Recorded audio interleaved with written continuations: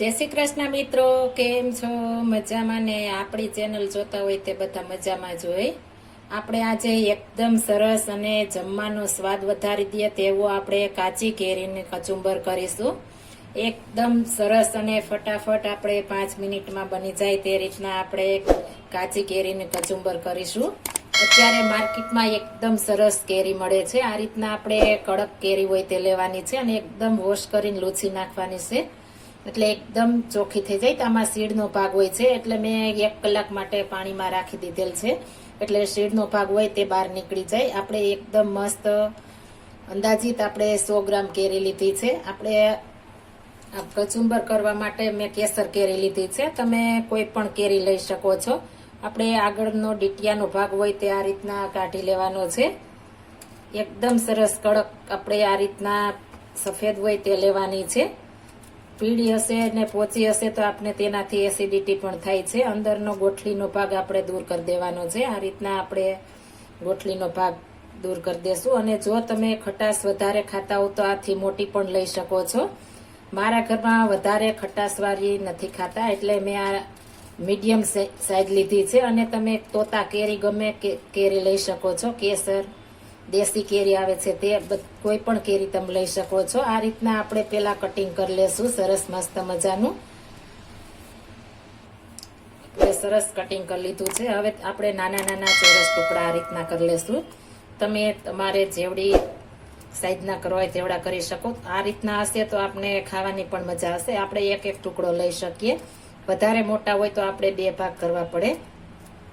આ કચુંબર આપણે અલગ અલગ રીતે બને છે. આપણે આજે તેલનો ઉપયોગ કર્યા વગર, ગેસ ચાલુ કર્યા વગર એકદમ સરસ અને ખાવાની મજા પડી જાય. 2 રોટલીની જગ્યાએ તમારે 4 રોટલી ખવાઈ જાય તેટલો મસ્ત આપણે આ કચુંબર બનાવીશું.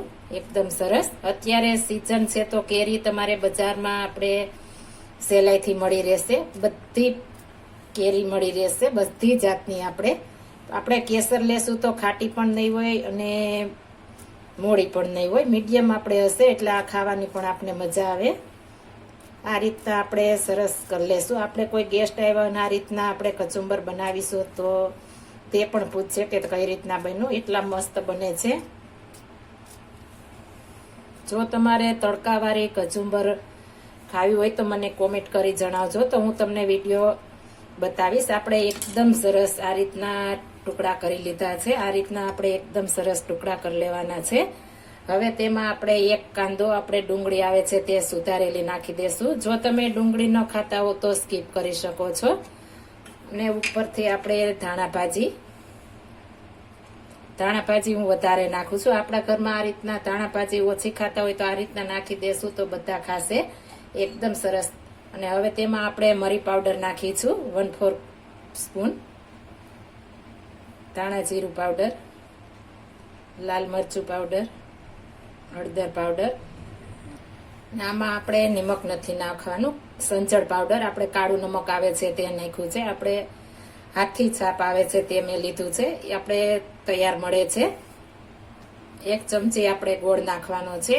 દેશી શક્કર, આપણે દેશી ખાંડ આવે છે તે છે. આપણે આ રીતના છૂટો છૂટો મળે છે. આપણે આવી કોઈ વસ્તુ બનાવી હોય તો આપણે કાપવાની ઝંઝટ વગર આ રીતના આપણે લઈ લેશું તો આપણે ગમે તે રેસીપીમાં કામ આવે છે. મેં આ દેશી શક્કર લીધી છે, તમે જોઈ શકો છો. દેશી શક્કર આ મસ્ત આવે છે. આ મેં ડીમાર્ટમાંથી ખરીદી કરેલ છે. હવે આને આપણે સરસ હાથ વડે એકદમ સરસ મિક્સ કરવાનું છે, એટલે સરસ મિક્સ થઈ જાય. થોડી આપણે મસળીને આ રીતના કરીશું એટલે બધું મિક્સ થઈ જશે. અને તમારે જો સલાડ સર્વ કરવાની 10 મિનિટની વાર હોય ત્યાં કરી લેવાનું છે, એટલે બધા મસાલા ફટાફટ ચડી જાય. આ રીતના સરસ આપણે મિક્સ કરી લેશું. આપણે મસ્ત કચુંબર તૈયાર થઈ ગયું છે. આપણે જમવામાં સ્વાદ વધારી દઈએ તેવું કચુંબર. આ કચુંબર તમે રોટલી સાથે, પરાઠા સાથે, આપણે ટિફિનમાં લઈ ગયા હોય, લંચ બોક્સમાં બાળકોને ભરી દીધું હોય તેને પણ મજા આવે ખાવાની. અને આ તમે દાળ ભાત સાથે પણ સર્વ કરી શકો છો. એટલું મસ્ત લાગે છે. આપણે એકદમ મસ્ત અને સ્વાદિષ્ટ રસીલું એવું આપણું કેરીનું કચુંબર તૈયાર થઈ ગયું છે. જો આ મારી રેસીપી પસંદ આવી હોય તો મારી ચેનલ લાઈક, શેર અને સબસ્ક્રાઇબ કરી દેજો. ફરી મળીશું નવી રેસીપી લઈને. જય Shri Krishna. Thank you for watching guys.